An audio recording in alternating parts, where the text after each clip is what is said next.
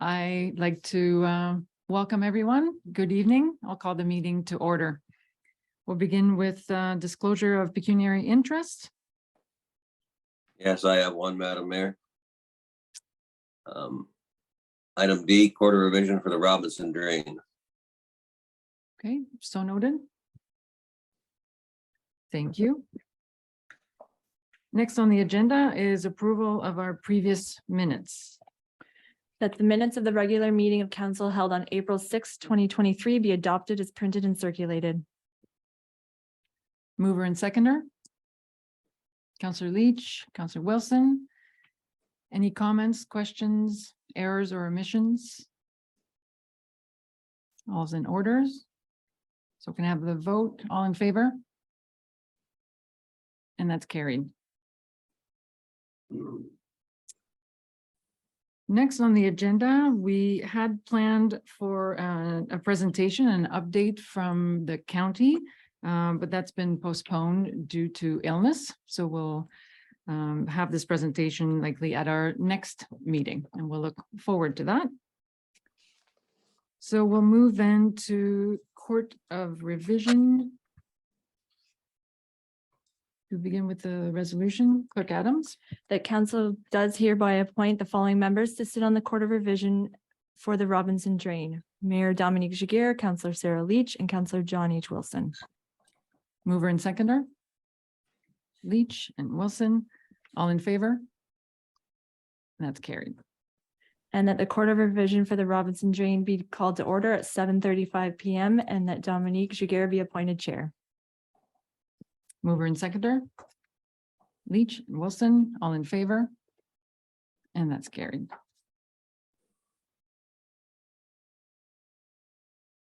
So this meeting refers to the Robinson Drain, and the engineer, Mr. Varikin of Spreet Associates, and his reports that is dated February 16th, 2023. Mr. Varikin, you're with us? Yes, thank you, Your Worship. Can you hear me all right? Yes, we can. So can you please provide a brief outline of the nature of the proposed drainage works and the related assessment schedule? Yes, thank you, Your Worship. So tonight's drain is the Robinson Drain. This is a drain to support a severance, to provide a legal outlet for a severance. And as such, accordingly has been assessed to a sole owner, the owner who's asked for this work. The estimated cost is $27,000, which includes all administration and construction, and has been solely assessed, and we have not received any appeals to date. Great, thank you for that. Is there anyone in attendance who wishes to make a comment or ask any questions concerning the proposed assessment schedule? Not seeing anyone. Members of the Court of Revision, any questions or comments on the assessment? None. So the next step then is for the Court of Revision members to consider a resolution, either to confirm the rates presented by the engineer or amend the assessment. So can I have the resolution for consideration? That the Court of Revision members for the Robinson Drain do hereby accept the recommendation of drainage engineer George Varikin, and further does hereby confirm the drainage assessments as outlined in the report of the drainage engineer dated February 16th, 2023. Mover and seconder.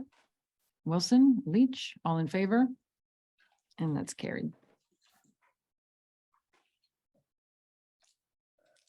Mr. Varikin, can you provide information on the appeal process if it's warranted?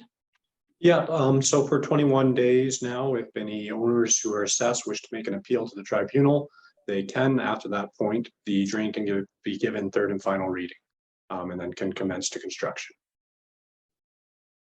Thank you for that. Clerk Adams can have the resolution to close the Court of Revision and resume to our next meeting. That the Court of Revision relating to the Robinson Drain be adjourned and that council reconvene at 7:38 PM. Mover and seconder.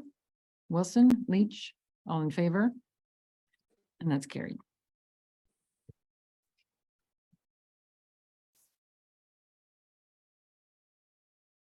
Deputy Mayor Widner, you can return to the meeting. Cover my screen.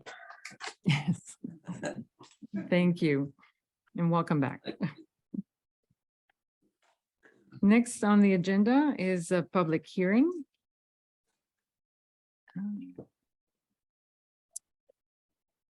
So we will adjourn our regular meeting in order to sit as a committee of adjustment under section 45 of the Planning Act. Clerk Adams, may I have the resolution? That the Committee of Adjustment for the Township of Malahide be called to order at 7:39 PM and that Mayor Giguere be appointed chairperson for the Committee of Adjustment. Mover and seconder. Blinsky and Lewis, all in favor? And that's carried. So the purpose of this hearing is to consider an application for a minor variance as submitted by Mark Eggleston on behalf of owner Daniel Vandecum relating to property at Plan 55, Part Lot 6, E/S Water, municipally known as 3246 Collins Street. CO Betteridge, can you provide an overview of the application, please? Thank you. So the application seeks relief from the maximum lot coverage requirement of 30% in the zoning bylaw, as well as the minimum side yard requirement of 2 meters, which is approximately 6.5 feet, in order to construct a new single attached dwelling. The property owner has already demolished a previously existing dwelling, being a wood-sided park model trailer with added carport, sunroom, and decks, and is applying to replace it with a new dwelling, and had proceeded with construction of the replacement dwelling, but the project had ceased or has ceased once it was determined by staff that a minor variance application would be required, as has been submitted. The owner consulted with township building staff and Catfish Creek Conservation Authority, or the CCCA, beginning approximately 3 years ago for this project. The new dwelling will be situated in the same general location as the previous trailer, however, with a slightly increased lot coverage. The previously existing dwelling and structures were situated as close as on the northerly side lot line, according to a survey that was submitted, and had a combined lot coverage of approximately 37.3%. In order to proceed with the replacement dwelling, and once it was known that there was going to be an increase in lot coverage, a minor variance is required in order to address the above noted non-complying lot coverage and side yard exceedances of the previous trailer, as well as to allow the increased maximum lot coverage from 37.3% to 42.5%. The new dwelling is proposed no closer than 0.76 or approximately 2.5 feet from the northerly side lot line. So it's moving from off the lot line slightly south onto the property. Notice of the hearing was given in accordance with the Planning Act regulations, and any comments received in response to the notice of hearing I will report that now, because Catfish Creek comments did come in after this report was submitted and the agenda posted. And what I can do is summarize that I'll pull up their email. The Catfish Creek has no objections, but would like to see the dwelling and the southerly boundary clear. So to the south side of the proposed dwelling, clear for access purposes in the event that any remedial shoreline works are required to alleviate the need to conduct all works from a barge on the water course. So that's as a result of a CCCA permit that was obtained by the owner for this project, which required some lot changes to elevation.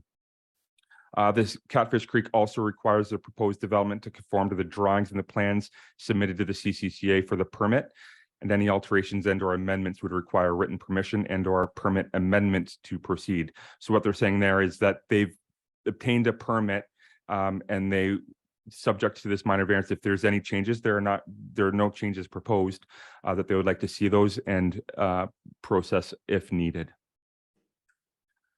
So back to my report, the committee and the public may be aware that there are 4 tests under the Planning Act that are required to be evaluated when considering a minor variance. So I've gone through those in my staff report on page 56, 57. And the first test is the official plan. The county official plan allows development in a floodway, provided that the applicable conservation authority has issued a permit. And then, as well as the township official plan, the policy of the seek to guide orderly and logical growth and development, and are not specific so as to address details such as setbacks and lot coverage. It does It does seek to ensure that any enlarged buildings and structures in the floodway shall not involve any increase in the total ground floor area of those buildings and structures beyond that which existed on the effective date of the zoning bylaw, and that flood-proofing elevations and measures are both mandatory and subject to written approval from the Conservation Authority. So the ground floor area of the previous dwelling to the proposed dwelling is actually decreasing, sorry. I did provide a computer-generated image that was provided by the owners in my report. The front portion, the non-living area, so the garage portion of the dwelling is at ground level, and the living area portion is elevated above the garage and beyond that on stilts. So it's above ground and above flood elevations. So in my opinion, the minor variance meets the intent and purpose of the official plan. With regards to the intent and purpose of the zoning bylaw, the intent of the maximum lot coverage provision is to regulate developable areas of each lot, limit excess development, and maintain appropriate open space. The design of the new dwelling is such whereby the vast majority of the dwelling will be elevated. With the elevation, there will be open area beneath the structure, notwithstanding the elevated portions of the structure will contribute to lot coverage. The size or the lot area of the property is approximately 25% of the required lot area for the VR2 zone. So it's a legal undersized lot recognized in the zoning bylaw. However, smaller properties are commonly found in close proximity to watercourses in this area of Port Bruce. The maximum lot coverage requirement of 30% is intended for the standard, i.e. the larger lot sizes of this zone. The previous dwelling and structures comprised approximately 37.3% of the lot coverage, and the proposed structure seeks an increase to 42.5% lot coverage. However, the elevated design will improve the amount of open and impervious area beneath portions of the structure. Similarly, the minimum interior side yard width is difficult to achieve the standard requirement on such an undersized lot, however, is being improved over the previous dwelling. And again, I do believe that this criteria and test is considered to be met. The third test is whether the application is minor in nature. The owner had consulted with both Catfish Creek and Township staff and beginning approximately 3 years ago, and this dwelling had been understood to meet all requirements until late in the process. As noted previously, the design of the new dwelling is being elevated beyond the required flood level, and in doing so will provide open area beneath the elevated portions. The small size of the property such that relief from the zoning bylaw, either through a minor variance or a zoning bylaw amendment process, would be necessary given there was a previous dwelling on the property and the standards of the VR2 zone do not contemplate a lot of this size. Again, I believe that this criteria or test is considered to be met. Lastly, the proposed development is desirable for the appropriate development or use of the subject property. Similar to the minor in nature test above, there has been consultation had to date for the replacement dwelling on this lot and to ensure it is elevated beyond the required flood level. Although the standards of the zoning bylaw are not being met precisely, it can be considered that there will be overall improvement to what existed previously. So that concludes my report. I did provide the one noted submitted comments from the Catfish Creek Conservation Authority. Their design is such that I don't think that there needs to be any additional conditions added to this minor variance from the Catfish Creek Conservation Authority. If it's approved, this minor variance, they're maximizing the lot coverage. So they're essentially prohibited from building any more structures, any more obstructions on the southerly side of the dwelling. So it will, in essence, remain free and clear for any access to do the remedial work that the Catfish Creek is referencing. So with that, that concludes my report, and I'm able to answer any questions of committee members or members of the audience. Thank you, Mr. Betteridge. Were there any other comments received? There were no other comments that haven't been spoken to. Thank you. So does the applicant or the agent, Ms. Button from Gunn and Associates, wish to speak to the application? Good evening, Madam Mayor. Yes, it's Helen Button. I can answer questions if there are questions. I believe the owners are also present in person, as well as the builder, Mark Eggleston, who was originally appointed as the owner's agent, I believe is also present in person and can probably better than I answer any questions specifically about the dwelling and the proposed construction. But certainly if there are questions for me, I'm happy to do my best to answer those. Thank you for that. So any questions from members of the committee or comments from the applicants? Counselor Wilson and then, okay, Counselor Leach. I realize that the applicants have followed all the rules to the T, but this does make me nervous as to future development and variances. And I would like to recommend that the staff from both the Catfish Creek Conservation Authority and the township review the policies to determine how redevelopment in the floodplain moving forward would be considered. Because it doesn't make sense to say no to someone and yes to someone else when there are similar variances and other severances occurring. Thank you for that. Counselor Wilson. It's more of a comment. I think it's a great design. It's the only thing that's going to get damaged and flood is a garage, and the rest of the living quarters are upstairs. And if there were more places like that along the creek, there'd be a lot less damage. Thanks.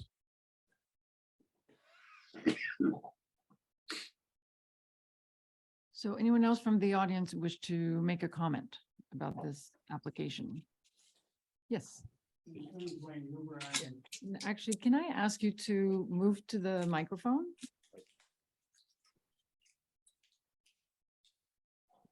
And if you can state your name and address. My name's Wayne Huber and I live 2 houses down from Dan. I put an addition on my house 24 years ago. And at that time, it was really made obvious that we couldn't get any closer than 2 meters to the lot line. So, and I couldn't cover in my carport to make sure the water went through it. And that's on, and anything that was closer than 15 meters to the bank of the river or any water flow, you couldn't build any closer than that.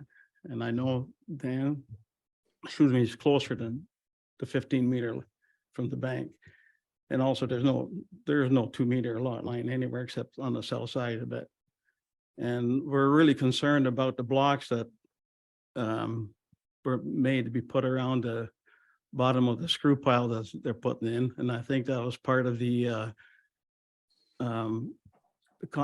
conservation area to keep them from being damaged by ice. But what is created now is a dam along there because my lot and Sean's neighbor's lot is the lowest in that area. And when the ice comes running back out from the swamp that's across the road, it has nowhere to go but except between like through my carport, right, and through the lot that's right beside Dan's.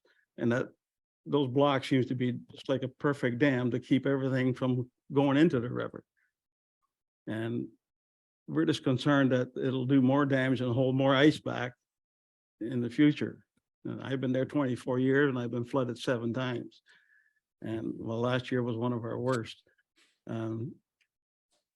But we just wondered how this could go ahead when these building codes are already in place for even when I start building, that it's been approved on such a small narrow lot, right? It's only, what, I think 36 feet wide, Dan? Yeah, so, and basically there was a 12 by 43 foot mobile home on it, right? The rest was just decks and, I just wondered how that could be passed by the building inspector. And I talked to the building inspector and also, Catfish Creek. And we just wondered why it was done ahead of time. Building was approved and now we're asking for, easements. That's basically my concern. Thank you.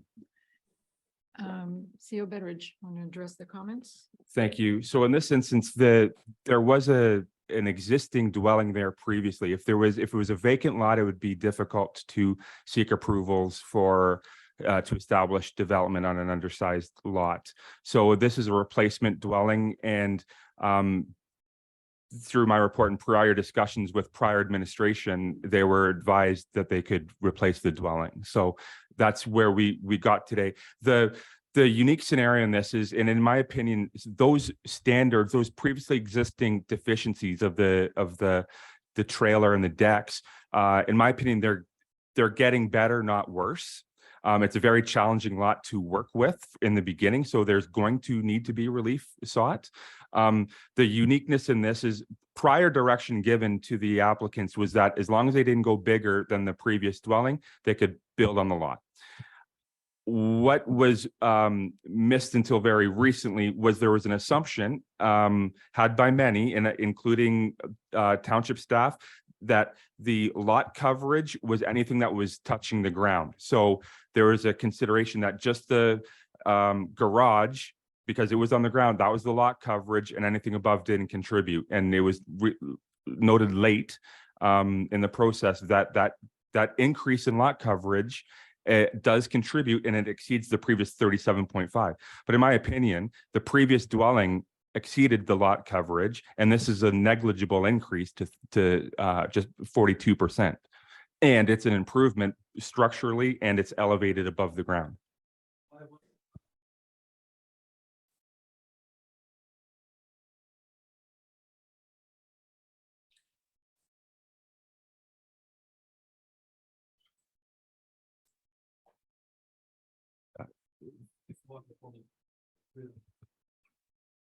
Yes, what I'll do is I'll repeat your question, Wayne, because you weren't on the microphone. There's people listening online. And correct me if I'm wrong. You're questioning why wasn't the carport or the garage that's part of this dwelling? Why was it sided in, closed in, as opposed to being an open carport? And your reason being that the closed in structure will be an obstruction to floodwaters and ice. Okay. That's a building code related question. It's not material to the minor variance, in my opinion. Notwithstanding, there's a lot less structure enclosed in now than what existed previously.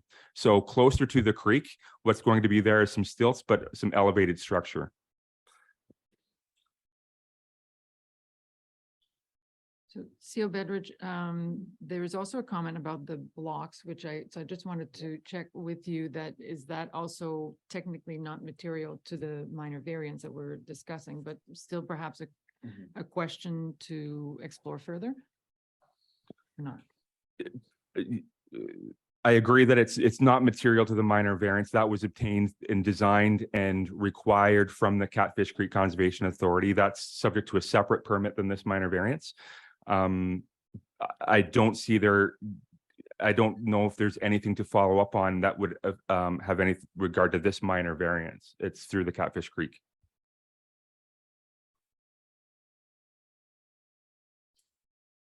Okay, and that's a good distinction to make, that there are different concerns and different comments. Today, what we need to approve or deny is the actual minor variance, as opposed to perhaps addressing other concerns. Sir.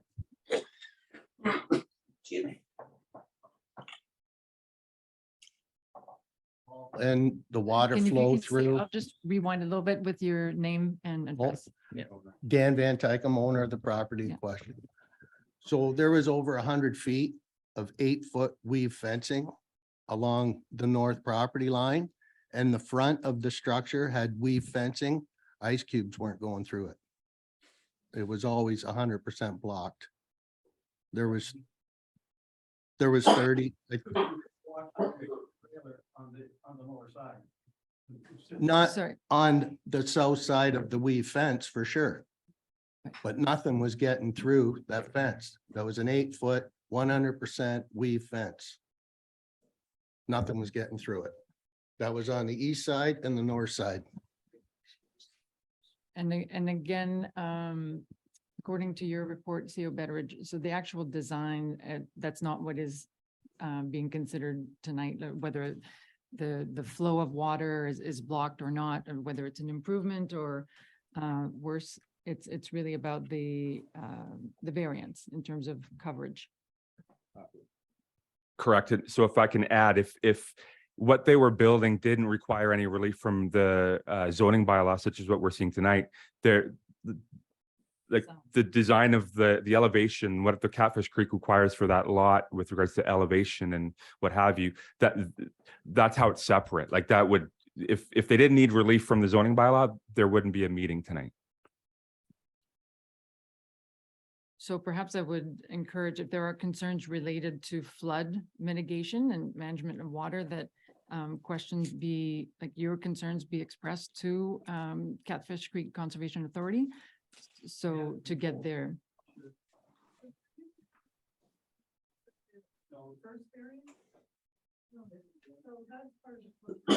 So just in terms of process, I believe there's a question as to whether there have been other applications that have required a public hearing for this property and application. Do you want to clarify, CO Bedridge?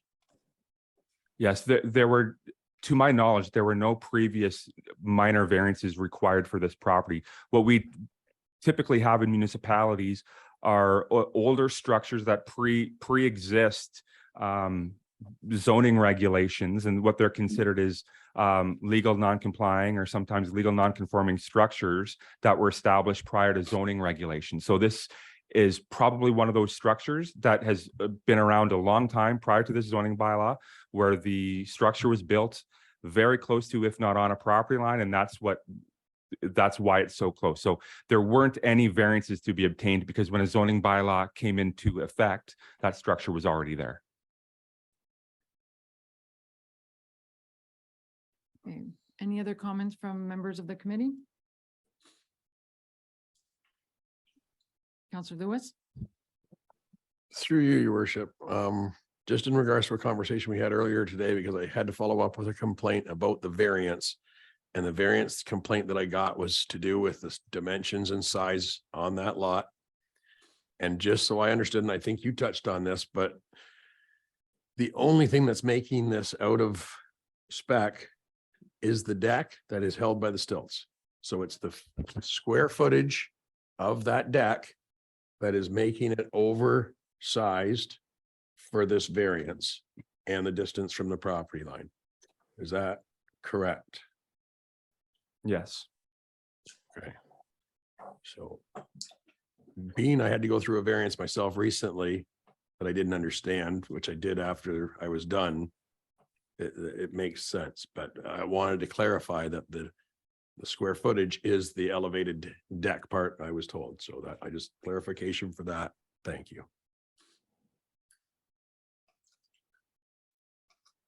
Any further comments?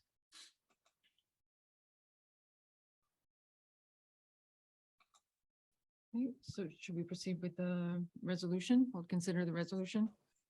Clerk Adams.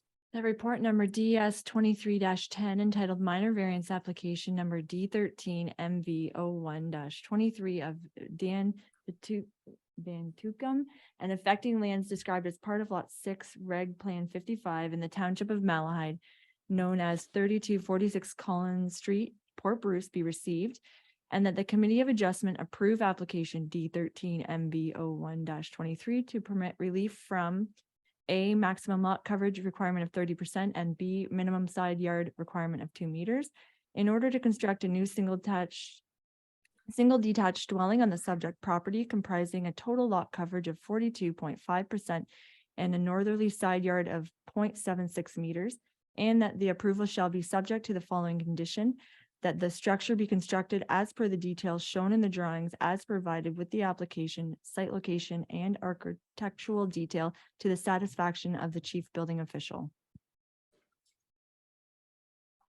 Thank you. Mover and seconder. Well, I'll ask for a mover and seconder, and then I'll ask for final questions, unless, was there a correction in? Okay, Councillor Lewis.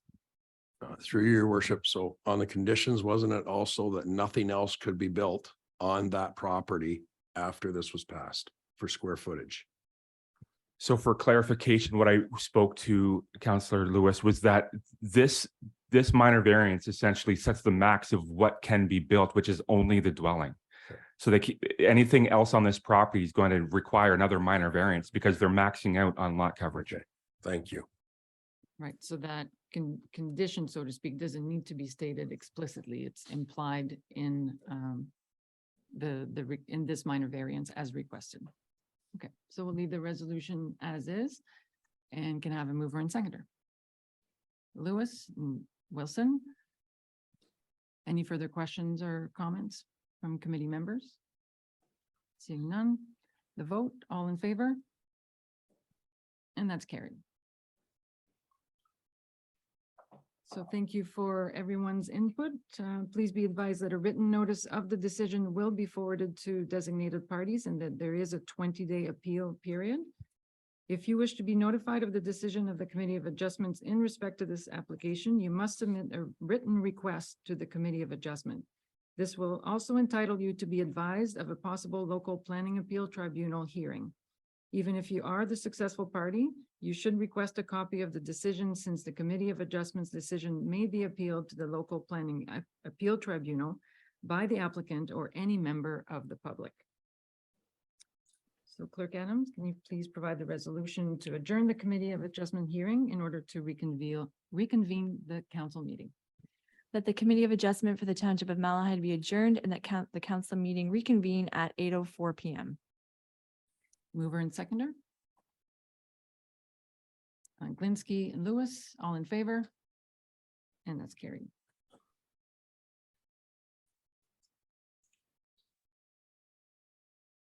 Okay, next on the agenda, we have a public meeting regarding an official plan amendment application and zoning bylaw amendment application. So I will call this meeting to order with the resolution from Clerk Adams. That the public meeting relating to the official plan amendment application number D09 OPA 01-23 and zoning bylaw amendment application number D14 Z03-23 on behalf of Paul Wagler relating to the property located at concession 7 North Part Lots 26 to 28, concession NTR Parts Lot 99 to 101 and known municipally as 9600 Walker Road be called to order at 8:05 p.m. Mover and seconder? Wilson and Leach, all in favor? And that's carried.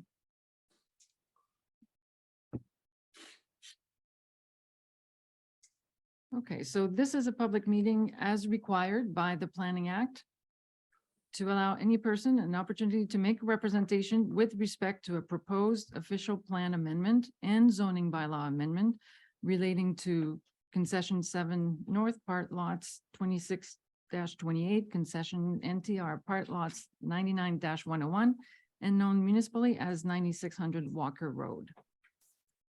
So Clerk Adams, what method of notice and when was the notice given to the public for this meeting?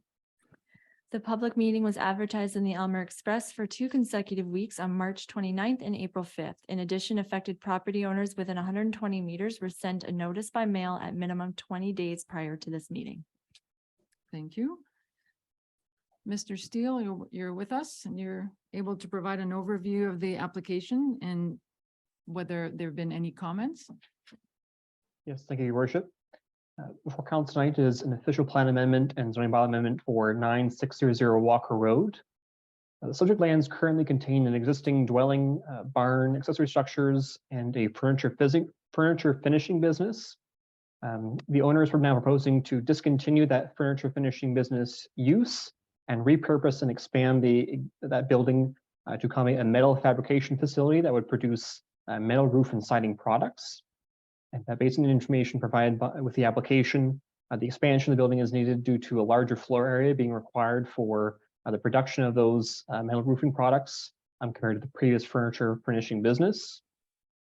And so the purpose of the official plan amendment is to modify the existing special policy area that applies to the property that previously had permitted that furniture finishing business and permit the proposed use. Additionally, the purpose of the zoning bylaw amendment is to amend the existing farm industrial site specific zone that applies to the property to permit the metal fabrication facility, as well as include site specific provisions for a maximum floor area The proposed building, address parking as well as the application of a holding zone. Provincial policy statement, county official plan, and Malahide official plan contain criteria for establishing non-agricultural uses in agriculture areas. And the proposed applications would meet these criteria, including the land does not comprise a specialty crop area. The proposed use would comply with minimum distance separation guidelines. Alternative locations within the settlement areas and other lower priority agricultural lands have been considered.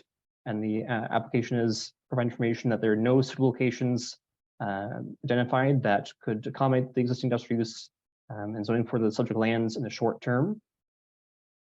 Additionally, the proposed use would employ skills of the local labor force and would address potential ensuring there's no adverse impacts due to things such as noise or vibration or odors. During the application process, it was noted potential concern regarding noise output produced by the machinery on site. And so it's recommended that as part of the holding provision, the requirement for a noise study be completed just to ensure that there are no negative impacts on adjacent properties.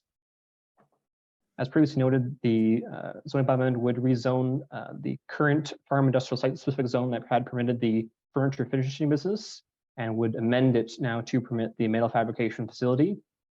As noted, there'd be a site specific provision for a maximum floor area of 2,000 square meters for the proposed building. I would recognize the proposed minimum parking rate requirement of 1 space per employee, and as well as include the holding provision for requirements for site plan and control, as well as the previously noted noise study. Written comments were submitted prior to the submission of this report from Cabbage Tree Conservation Authority, as well as an adjacent property owner, and no concerns or objections were raised from those comments for the proposed applications. And so staff are recommending that the official plan amendment and zoning bylaw amendment applications be approved. And that concludes my presentation. I've had 2 questions from members of council. Thank you for that. And Clerk Adams, did you receive any other submissions on this? No, there were no other submissions received. Okay. So is there anyone in attendance on Zoom or in the audience who wishes to comment further? Can you please approach to the microphone, please?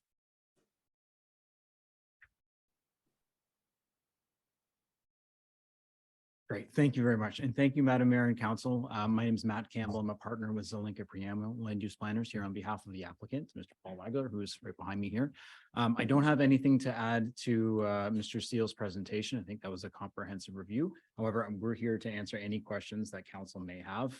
In essence, this is swapping out one industrial use for another, and we think that Mr. Weigler can have a great use of his property for a new use in which we think is appropriate for the area. So again, happy to answer any questions that council may have.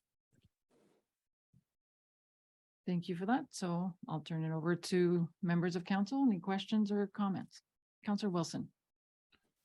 I think it's great that we're expanding the township's industry. It's very appropriate for what the area needs. Lots of steel buildings, lots of steel shops, lots of steel roofs. It's fantastic that it's being done locally. Thank you for that. Any further questions or comments? Councillor Lewis. Through you, your worship, just a comment to say that I heard when his spiel, it was about this it's changing the agricultural, but I would have to say that probably 75% of their metal goes out onto agricultural buildings. So I would definitely support this in our community. Thank you for that. Any further comments? Madam Mayor, I'll have a comment. Deputy Mayor Widner, go ahead. Yes, thank you. I support this wholeheartedly. It's a good use for a building that maybe it wouldn't have a use after. It does provide employment and it keeps the community vibrant. So I would certainly be supporting this. Thank you. Thank you. So if there are no further comments, then we'll reconvene. So you want to read the resolution? Clerk Adams, please. That the public meeting relating to the official plan amendment application number D09 OPA 01-23 and zoning bylaw amendment application number D14 Z03-23 on behalf of Paul Wagler relating to the property located at concession 7 North Part Lots 26 to 28, concession NTR Part Lots 99 to 101, and known municipally as 9600 Walker Road be adjourned and the council reconvene at 8:13 PM. Mover and seconder, Move it. Linsky and Widner. All in favor? And that's carried.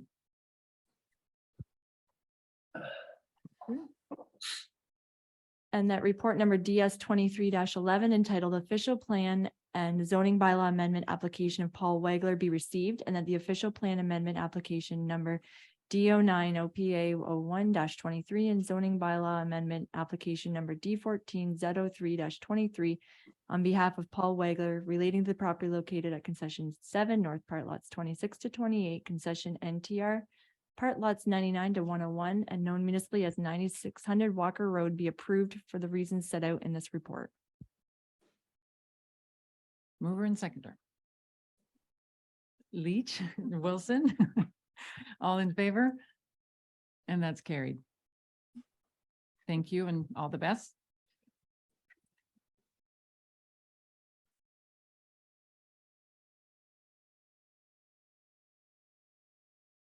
So next on the agenda, we can proceed with reports from departments. Our first report from the Director of Public Works, Mr. Sweetland. The first report, I believe, is on Public Works first quarter activity report. Go ahead. Good evening, Your Worship and Council.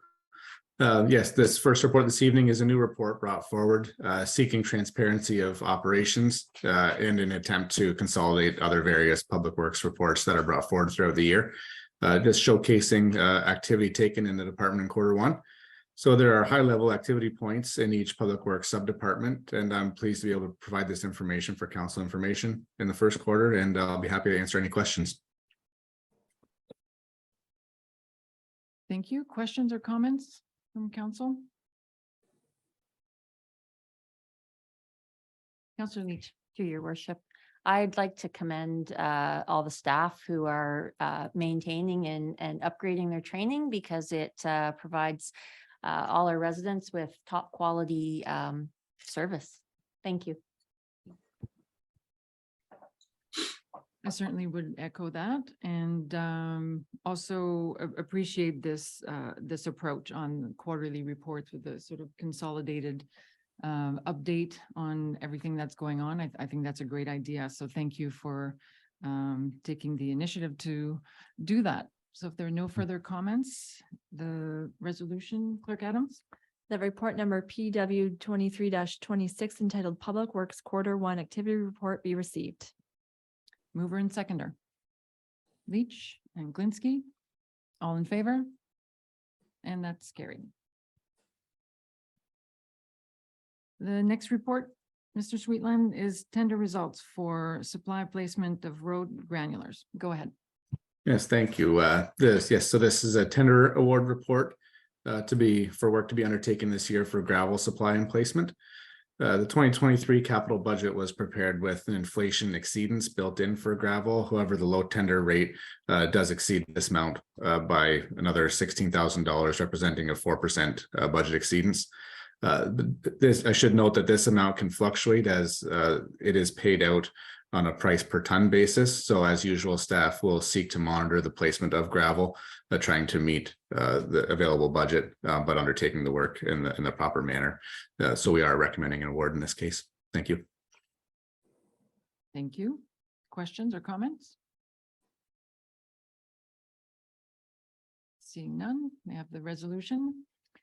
The report number PW 23-25 entitled Tender Results Supply and Placement of Road Granulars be received, and that the tender for supply and placement of road granulars contract be awarded to C.R. Chittick Construction Limited of Thorndale, Ontario, in the amount of $385,890 plus HST, and that the mayor and clerk be authorized to enter into an agreement with C.R. Chittick Construction Limited for the purposes of completing the supply and placement of road granulars program. Mover and seconder. Lewis and Leach, all in favor? And that's carried. Still with you, Mr. Sweetland, Prissy Line reconstruction, phase 3 options. Go ahead. Yes, thank you. So it's, we've described in the report, staff have prepared 3 design options for the final phase of Pressy Line reconstruction, all of which include the appropriate drainage improvements for the subject road section. So the differences between the 3 options is seeking to provide various cross sections of the area. Option 1 is a like-for-like replacement with 1 meter gravel shoulders. Option 2 includes curb and gutter for natural traffic calming rather than having a gravel shoulder. And option 3 is a wider cross section which accommodates on-street parking. So as you can see, the natural traffic calming options add significant cost to the project. Basically relates to curb and gutter requires asphalt, hot mix asphalt to be placed. The like-for-like replacement is a surface treatment option. So asphalt versus surface treatment does create a significant cost increase. Option 2 that doesn't include on-street parking, but does have the curb and gutter is still within the anticipated 2024 budget amount. However, the option 1 being like-for-like is $150,000 less than the anticipated budget amount that was prepared in the long-term plan. So with this report, staff for seeking council's preferred options, so design works can be provided to Hydro One so they can prepare their utility relocation design, and staff can proceed with completing final designs of the preferred cross section, which will include the grading activity and further details on the storm sewer placement. So again, yeah, option 1 is the like-for-like replacement is the drafted resolution in the report, noting the other alternatives are staff initiated considerations as there have not been historical requests in this area. However, the opportunity is there for this type of consideration. So I'd be happy to answer any questions council may have. Thank you, Councillor Wilson. Through you, Madam Mayor. Are there any advantages to having the curb and gutter as far as maintenance and that could justify the extra expenditure, or is it just look nicer? Yes, through you, your worship. The curb and gutter addition creates more of an urban feel to the cross section. So it has the narrowing of the area and the more defined edge lines without the gravel shoulder. Public Works data suggests it creates a natural traffic calming. So there are other such ideas such as tree placement and beautification within the road allowance that can create traffic calming. So this is strictly with the cross section design. Adding a curb and gutter can slow vehicles down by narrowing it, where you have a more open cross section with 1 meter gravel shoulders can lead to just an accommodated speed as vehicles enter the area. So from a maintenance perspective, like for like, this is strictly relating to natural traffic calming. Follow up, Councillor Wilson. Yeah, through you, Madam Mayor. I'm just worried about, it is sort of a more of a residential section, but I think for where it is, there's still a fair amount of farm machinery that use that road. And with the size of some of these things, I would be a little concerned if having curb and gutters on the sides would sort of facilitate anyone trying to pull over and get out of the way from some of these behemoths coming down the road. Could you comment on that, Mr. Sweetland? Yes, through your worship. Those are valid comments. Pressy Line runs parallel with Ron McNeil Line, which is the county road with a wider cross section that's built to accommodate larger vehicles. But you're absolutely correct. We do get a lot of farm machinery down these roads, and that's a valid consideration. It's a residential area, so it leads to the ability for the urban cross section, but we have these alternate considerations as well. So this is a traffic calming initiative, but those are absolutely valid concerns. Councillor Leach. Through you, your worship. So some of my comments mirror Councillor Wilson's. Have there been traffic studies to determine whether rate of travel is followed by the signage or the volume of traffic that uses that particular roadway? Yes, through your worship, we do track these to collect all the traffic data for these road sections, and the phases that were built prior to this one of on Pressy line, we did like for like reconstruction placement, and we have signage in place. We follow the 85th percentile traffic calming, so we monitor the data that 85% of the drivers are speeding or not speeding, what speeds they operate at. Pressy line is one of our higher volume roads, so entering the village of Springfield is one that we're trying to look for these initiatives to slow vehicles down coming in there. This isn't an area that we receive a high volume of requests for speed reduction in, but just noting it's an area where we have a rural road section coming into the village. It's an opportunity to look at this. So the data doesn't suggest it's an absolute requirement at this point, but the feel of the area, it's something that we didn't want to ignore.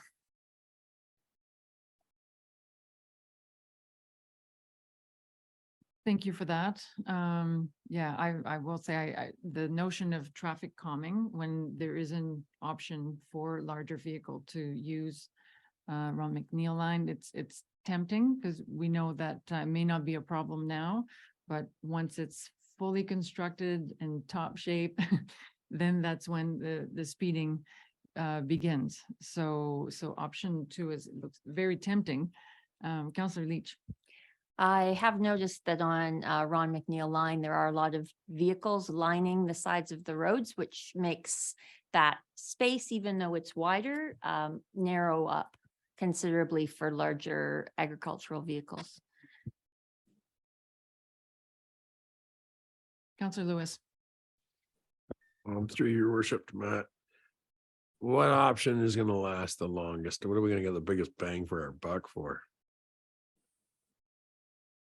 Well, through your worship, there are various maintenance activities based on the options that are chosen. So the like for like replacement is a surface treatment option. That's a 7-year cycle on doing a new lift.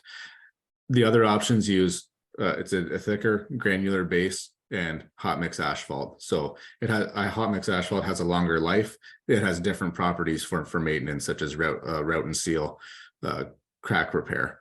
So 25-year life on asphalt, very other nearer term maintenance activities on surface treatment. The lower cost option is option 1, like for like, and it meets all of our other areas on our programming for annual maintenance programs. We can't do a surface treatment with curb and gutter. The curb sets the design elevation for hot mix asphalt that can't be achieved with surface treatment. That's why you need hot mix asphalt if you go with curb and gutter.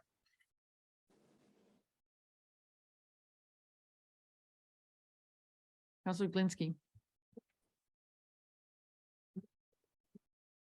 Madam Mayor, option number 1, is that not the option that is farm machinery friendly as compared to the others?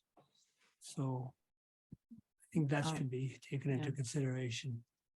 I'll ask Mr. Sweetland to respond to be sure.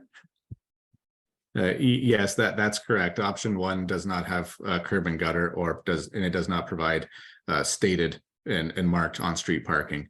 It's consistent with the current cross section that's in place on Pressy line. And as far as you know, Mr. Sweetland, there hasn't been any requests or any comments from the community or like from the residents of that stretch of the road? Any input? No, we have not received any comments for this section. It's been in the capital budget for some time, noting that it's been a phased reconstruction of Pressy line over the last few years. This was a staff initiative looking at the options for the area. We have not received any direct requests for this.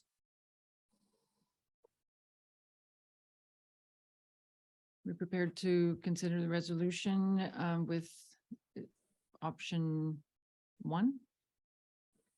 Consensus towards option 1. So Clerk Adams.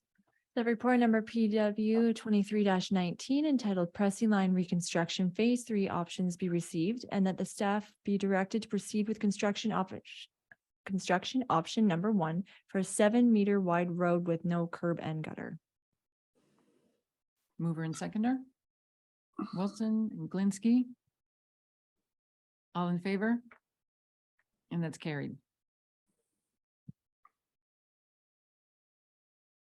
And your last report, I believe, Mr. Sweetland, for Temperance Line.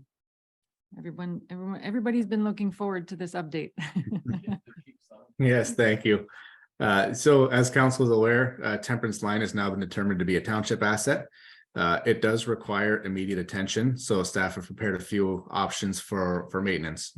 The best management practice is like for like repair, requiring recycled asphalt and cold patch. However, this is a noted significant unbudgeted expense. So there are alternative options which range between $5,000 to mill the surface, grade it, pack it, and this can be addressed in a few weeks' times. Or $7,500 to immediately address the area, which is basically a two-phase approach where we would go in and bring in some recycled asphalt, then basically do the second option in a few weeks' time. So we're looking for council's direction on which option we should be taking, like for like, and creating the road back to what it should be at this time, or addressing it immediately, or we have some road closed signs up now, and in a couple of weeks it's going to get milled and brought to a gravel road standard. So happy to weigh in on any discussion here.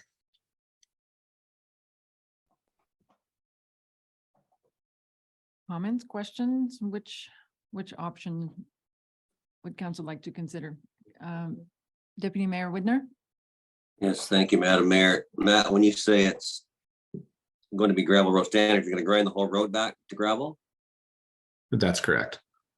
Okay, with the cold patching, could you make a good enough job of it to make it? I mean, it's a really, really low volume road. There's a mailbox there, I realize that, but historically that road has been known for some shenanigans when it was really nice and smooth too. So can we make it adequate with just the cold patching, you think? Yes, that would be the intent. It would be brought up to back to its standard that it should be right now. We'd bring in recycled asphalt, cold patch it. We're looking at about $40,000 to do that at this time, and it's just an unbudgeted expense. But then the road section would get put back into our asset planning. So the other options are brought forward to look at more cost-effective ways to get the residents to their houses safely, and then the project be put back into appropriate asset planning. So to answer your question, absolutely, the cold patch would suffice for an extended period of time. Yeah, anything gotta be better than the way it is. Thank you.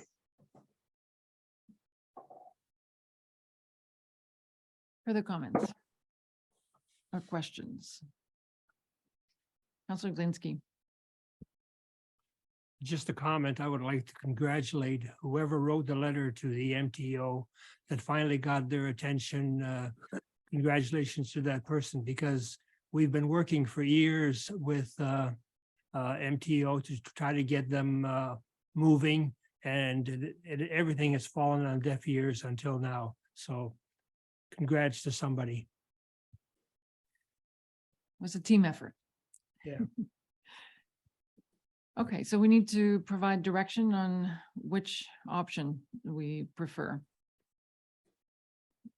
Councilor Leach.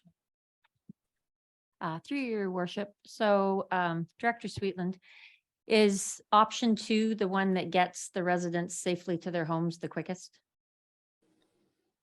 Yes, that's correct.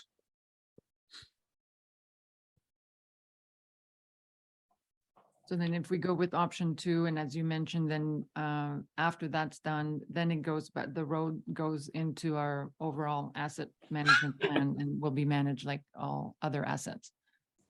So yeah, to clarify with option 2, we'll get the crews in there in the next couple of days and put some reclaimed asphalt, fill everything in. And then in a few weeks' time, we'll go back in, mill the entire surface and regrade it and pack it. And it becomes a gravel road. Correct. Do I sense some consensus to Councillor Glinski? Okay, we turn it into a gravel road. When will it be turned into a hard top again? Director Sweetland, do you want to comment? Yes, that will be at council's discretion. We will put that back into our asset management plan. Then it would be subject to a desired gravel road conversion program put into a priority list. We can change the use of the road at council's direction. So it would have the same status as all other gravel roads, and council can later decide if we will be pursuing some conversion or not. Madam Mayor, we've been looking in the past at getting rid of gravel roads and converting them into hardtop. I would think that this road should move almost to the head because there should not be a problem with the drainage. The base should already be there. So it's just a case of maybe some extra gravel and hardtop on top. So I would like to see this moved into that category as soon as possible. Thank you, Madam Mayor. And so which option would you like to consider? Is it option 1? In that case?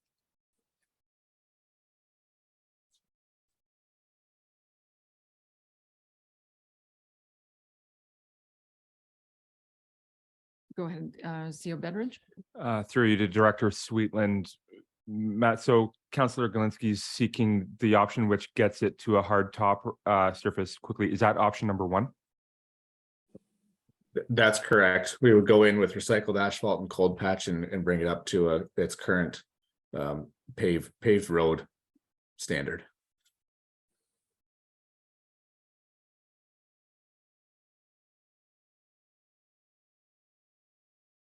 Councillor Wilson?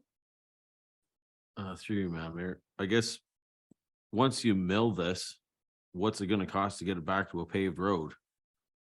So it's, it's option 2 and 3 are cheaper and you turn it into a gravel road, but then what's it gonna cost to get it back into a tar and chip road, for example?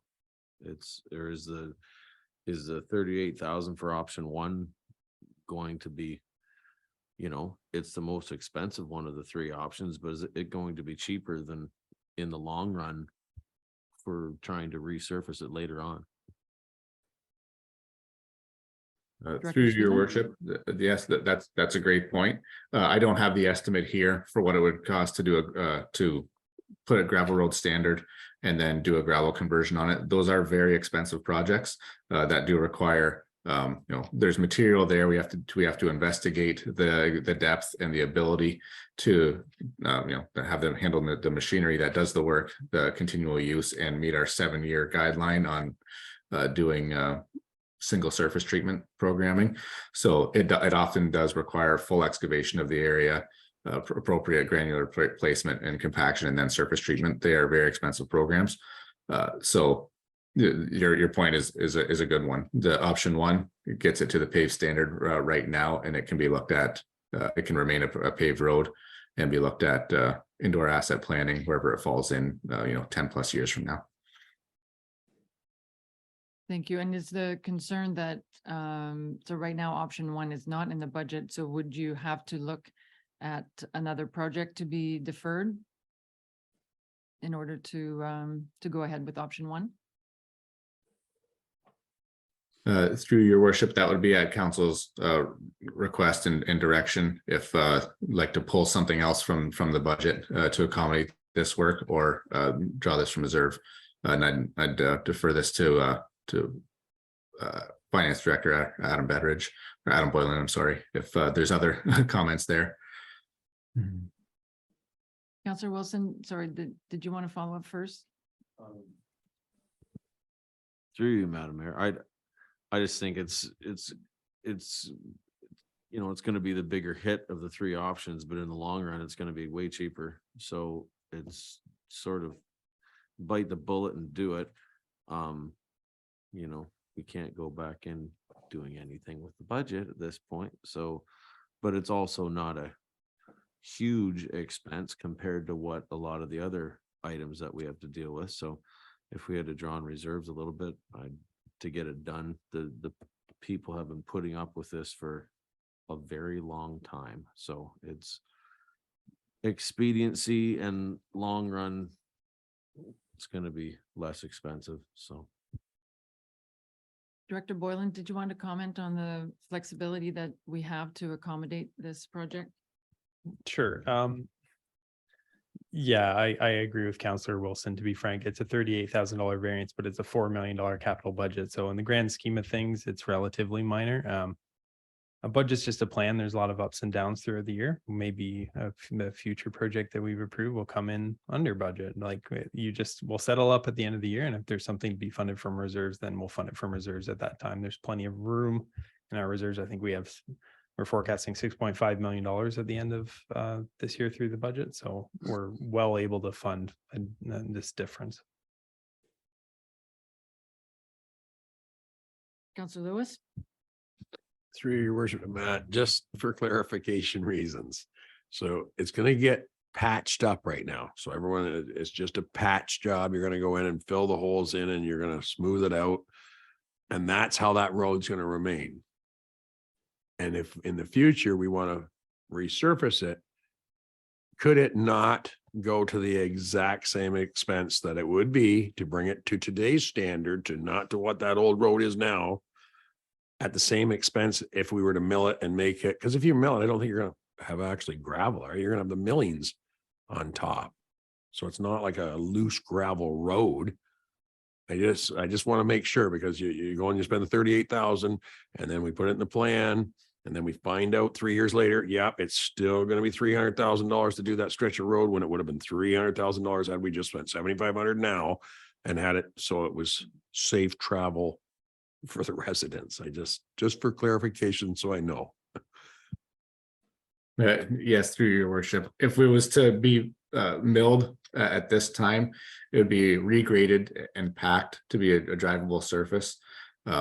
It's not loose millings that are on the road. It's compacted, and it's a low volume road that would similar. We have a lot of gravel low volume roads that get the same treatment, the spring grading and compaction, things like that. So a gravel road would suffice to get residents to the homes. It's just changing what the current use of the road is. It's currently would be considered a paved road. So the recycled asphalt and cold patch option follows the like for like and gets us there. It's a change of use if we were to make it a gravel road, and then it can be looked at a different time with the gravel road conversion, and those budgets would have to be put together. So the milling and grading, compacting right now is the quick fix. Then it gets put into the plan, or we keep it like for like, have it paved the way it currently is.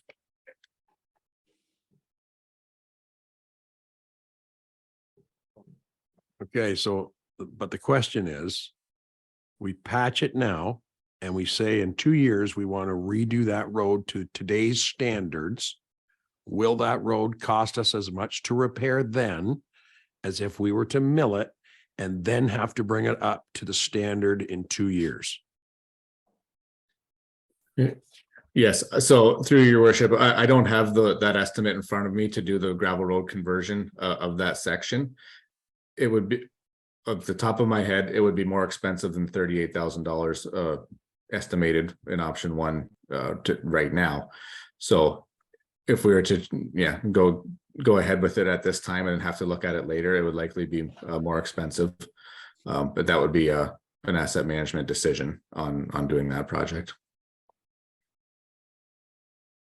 Yeah, I think the grand total, if I understand correctly, would be more expensive because there is some conversion involved. So converting now and then converting back. I understand, Councilor Lewis, what you're saying. It's not going back to like full gravel standards, but I think there would still be an expense now and then another expense later, as opposed to option one, which goes straight to the paved road, like maintaining the same standards, or just because there's some conversion involved. If let me say, as a layperson here, my understanding, Councillor Leach. Through you, your worship, what is the time frame for option one? It would be similar to option 2. We'll keep the roads marked closed at the present time as a construction zone. So we would be looking to cleaning the area up at this time immediately and filling some of those potholes with reclaimed asphalt, and then we put our order in for cold patch. It would be a few weeks time, similar to option 2. It would be a few weeks, actually similar to option 3. I'm sorry, it would be a few weeks time. So Thank you. fairly quick, okay.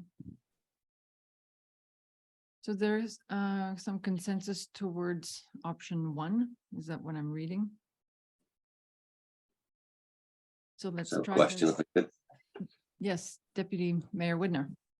Yes, thank you, Madam Mayor. Matt, as far as just patching it and regrinding it, and you're talking 2 years, would it not last longer than 2 years? It's really low volume. So it'd be like a recycled asphalt road or a driveway, which everybody's been doing lately because it's cheaper. Would it not last more than 2 years? Do you feel, or? Yes, absolutely. It could. It's a low volume road. The heaviest use it would get is winter maintenance, but as a gravel road standard, it would get more years than that. We would typically do a top up on 3-year intervals with a gravel road. It would be for the volume of that road, I'd imagine significantly less than that. It extended the life longer. Okay, you call it gravel road, I call it like a tar and chip. Is that not like recycled asphalt roads? Not really gravel, but it's recycled or reground asphalt? No, there's a surface treatment that we would do that creates a different surface. It would be surface treatment, or we could take it to a gravel road standard. Okay, but it probably should last more than 2 years too, and we could look at it or regroup then, but it's a low volume road. The only thing I'm concerned, there's some transport trucks that live on the west end. I don't know if they would damage the road, or there's something to think about, but if you pack it properly, it should be fine. Thank you.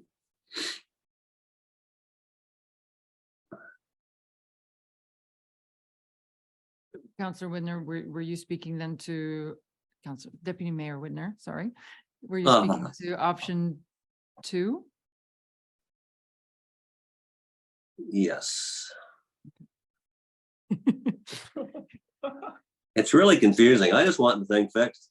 And if we just grind it up and make it work, I don't see why it needs to be paved. There's lots of other people in this township would love to have paved roads too, so I think we should be cognizant of that. But if that would make it a smooth, safe surface, should last more than 2 years, in my opinion, but that's what I think. Thank you. Okay, let's try to decide. We've had over 60 something years. Yeah, we might not own it next week, right? To think about this. Councillor Glinski, help us out. Madam Mayor, so in plain ordinary English, if we take option number 1, is this going to be tar and chip road, or is it going to be a gravel road? Will be a paved road. Yes, through your worship, option 1 is the current road with cold patch applied to it, paved. Option 3, wait a few weeks and mill it, take to a gravel road standard. Option 2, get put in recycled asphalt to make it immediately safe, come back in a few weeks, mill it and pack it. Yeah. And your recommendation, so costs aside, Director Sweetland, as you know, you have a view of all of our road network and assets. What do you think makes most sense? Considering use, considering longevity. What are your thoughts? Yes, so considering use and longevity, it's a low volume road that we have other low volume roads in the township that would be a gravel road standard. And that's where, in my personal opinion, that's where I would put the status of this road. So it would be wait a few weeks. We'll keep it under with construction signage up, and we can mill the existing surface, regrade it and pack it. That's option 3 for $5,000.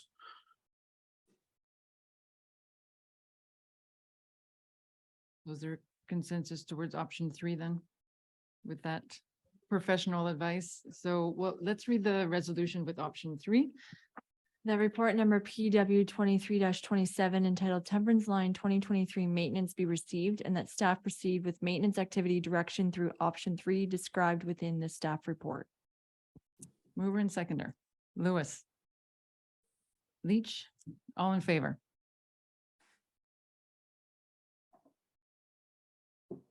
I'm looking at Deputy Mayor Widner. Are you in My hand favor? was up. You didn't see it. Yeah, I'm trying. So I'll can I have the support it. vote? Yeah, can I have the vote again? All in favor, just to be clear, and so that's carried.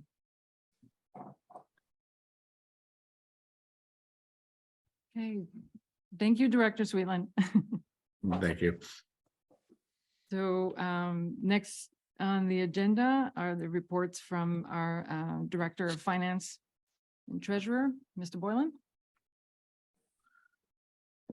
Thank you, Madam Mayor. So administration is seeking approval of the township's 2023 budget bylaw as required under section 290 of the Municipal Act. We're also recommending a resolution for council's consideration, which would require administration to bring forward the East Elgin Community Complex budget separately for council approval, as opposed to approving it in coordination with the township's general budget, as we've done in the past.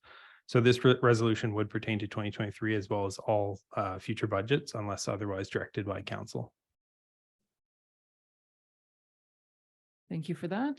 Questions or comments?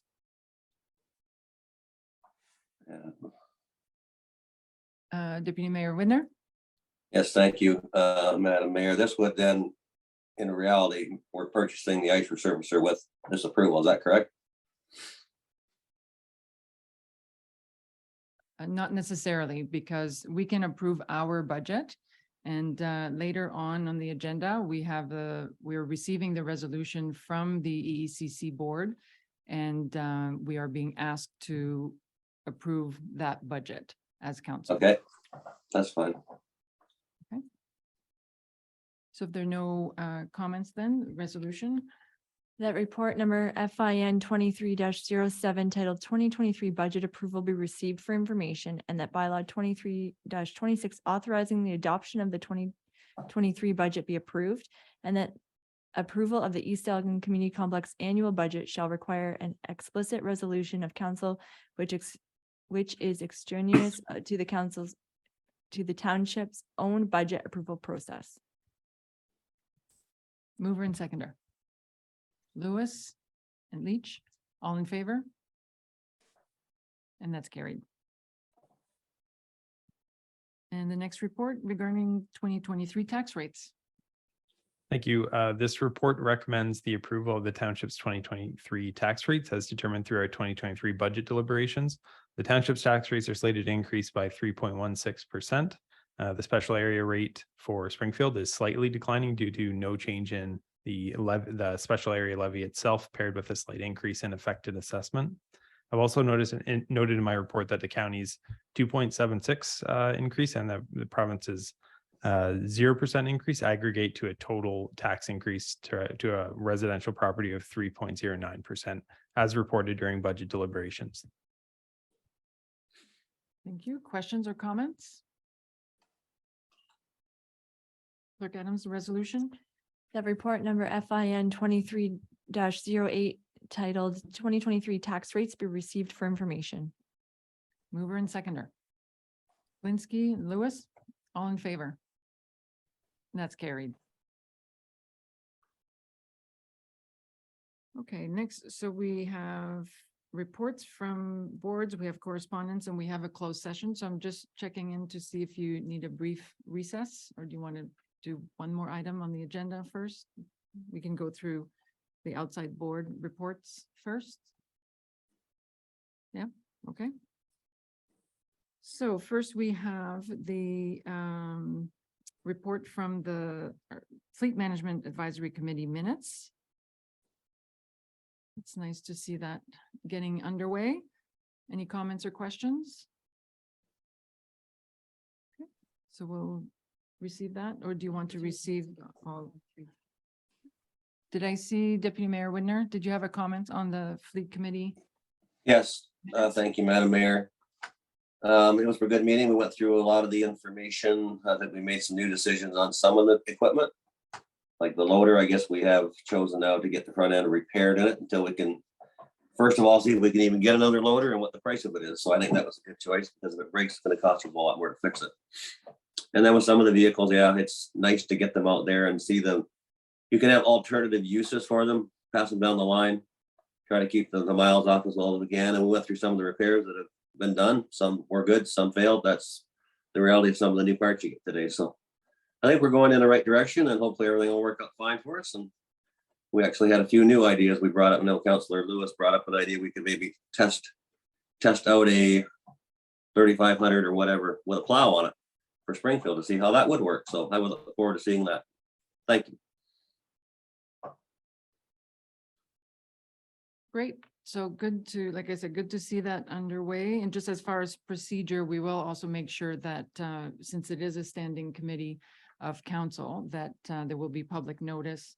And so it is a public meeting. So the agenda will be published along with the minutes as we're doing this evening. So we also have the correspondence or the report from Long Point Region Conservation Authority, as well as the minutes from the EECC complex meeting from March 22nd. So we can receive that all at once if there are no further comments or questions. Resolution? That the following reports of committees and outside boards be noted and filed. The Township of Malahide Fleet Management Advisory Committee minutes of April 12th, 2023, the Long Point Region Conservation Authority correspondence, and the EECC minutes of March 22nd, 2023. Mover and seconder, Lewis. Leach, all in favor? Carried. Okay, so next we can consider the budget. So this is the time to discuss the EECC budget that's been approved by the board, the EECC board, and now is being considered by this council. And so there's the operating budget and the capital budget. Comments or questions?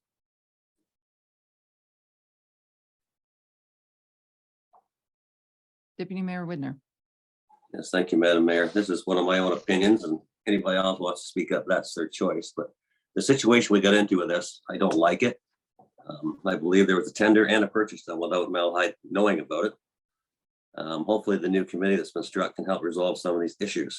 Because I think it severely damages our relationship and our partnership. And I don't think it's great treatment from our neighbors. And all Malahide was trying to do was save some money. So that's about all I'm going to say about that. But I guess we should support it. I don't know. Let's get it over with, I guess. Thank you. Thank you for that.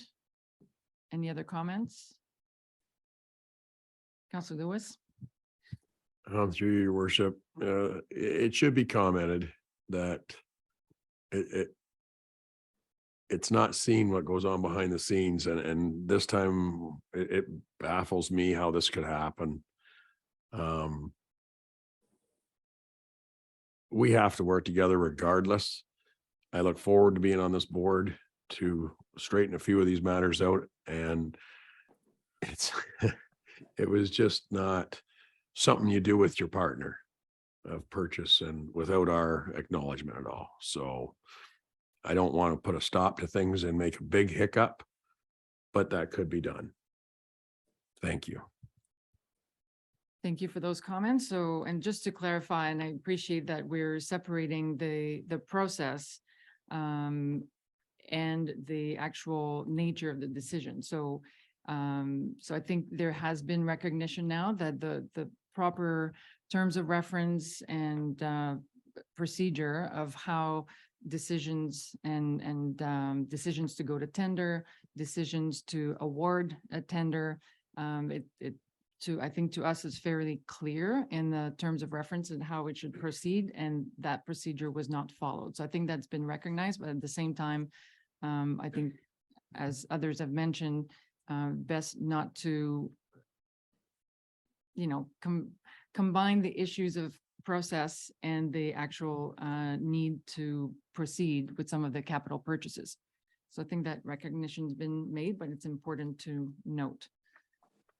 So what is before us today to approve, with that being said, is the actual operating budget and the capital budget. Are there any further comments before we consider the resolution?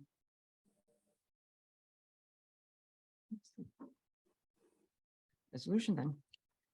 That the Council of the Township of Malahide received the EECC board letter regarding the 2023 operating and capital budget final approval, and that the Council of the Township of Malahide endorse and approve the 2023 operational budget in the amount of $599,762, which is $299,881 per municipal partner, and that the Council of the Township of Malahide endorse and approve the 2023 capital budget in the amount of $353,000, which is $176,500 per municipal partner. Mover and seconder. Lewis. Leach, all in favor? That's carried. Next, we have correspondence. Are there any items you wish to speak to or endorse?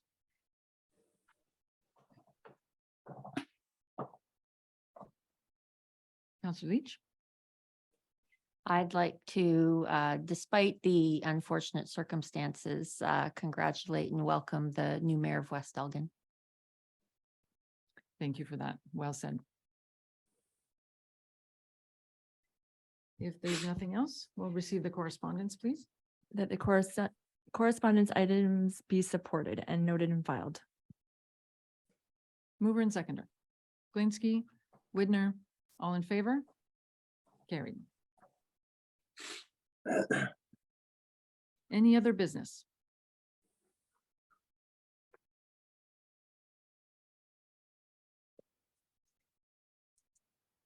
Okay, so yes, we do have two items, other than what else members of council might bring up, but we do have the request from the town of Aylmer to participate in the bike rodeo and touch a truck event. Comments? Do we wish to participate? Through you, your Councillor worship. Lynch? I think any opportunity to have time with the residents is very powerful, and it helps to bridge gaps and make our staff and just us as a municipality look open and willing to work with constituents. Any concerns from staff capacity and availability or equipment or? No concerns. I may defer to Director Sweetland. I do believe that there are some public works staff interested in representing the township at the event. Matt, if you can speak to that, or if there's nothing further to add. Yes, through you, your worship, we did vet this through our roads department to ensure that we have operators willing and able to put in some extra time on a Saturday to bring a piece of equipment. The committee's requested a road grader be brought there, and we have a number of people that are available and would like to participate. So we wanted to bring this to council's attention and get approval to schedule this in and continue participating in the committee. That's terrific to hear. I do think that's a great opportunity. Do you want a resolution for that then? Okay, let's go ahead. The Township of Malahide Council authorizes the allocation of public works staff in the Gear Up for Safety Touch a Truck event being held on June 10th at the East Elgin Community Complex. Mover and seconder. Leach, Lewis, all in favor? Carried.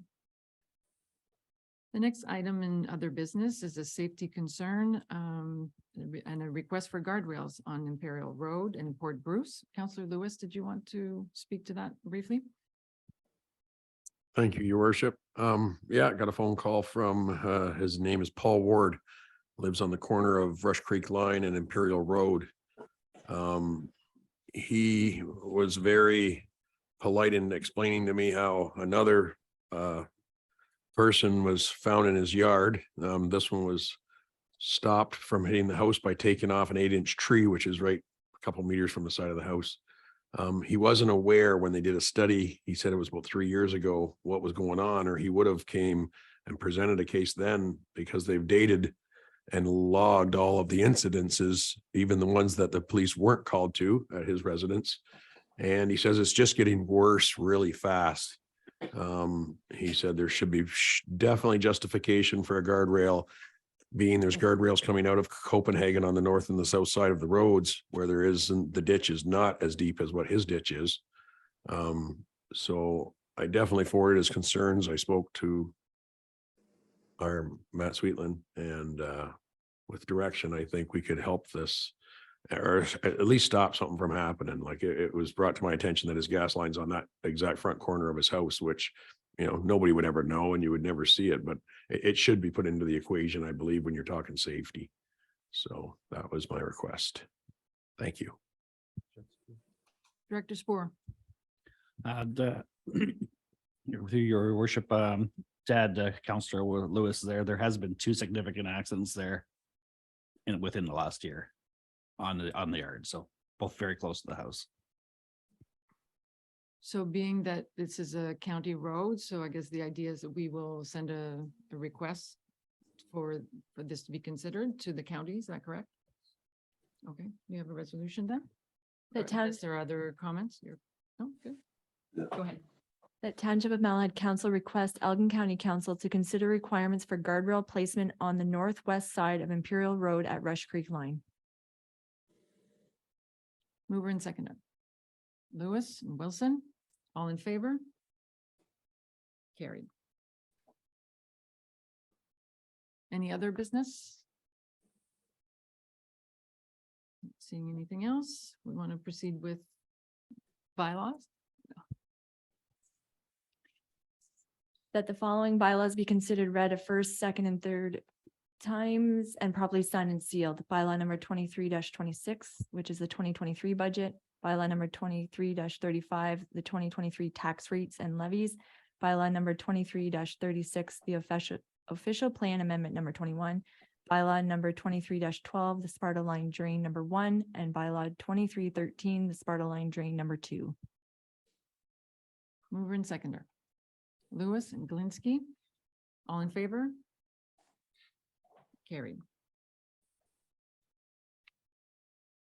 So we're now ready to move into closed session.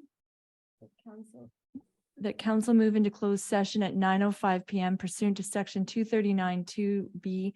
Consideration will be given to items pertaining to personal matters about an identifiable individual, including municipal or local board employees, with respect to an identifiable individual matter. Mover and seconder. Wilson, Leach, all in favor? Carried. We wish we're now out of closed sessions, resolution. That Malahide Council provide a direction regarding personnel matters about an identifiable individual, including municipal or local board employees, with respect to an identifiable individual matter. So there's nothing else. Oh, I need a mover and seconder. Leach and Galinsky, all in favor? And that's carried. And confirmatory bylaw then? That bylaw 23-37 being a confirmatory bylaw be given first, second, and third readings and be properly signed and sealed. Mover and seconder. Wilson, Leach, all in favor? Opposed? Carried. And adjournment. That council adjourn its meeting at 9:40 PM to meet again on May 4th, 2023 at 7:30 PM. Galinsky and Widner, all in favor? Carried. Thank you. I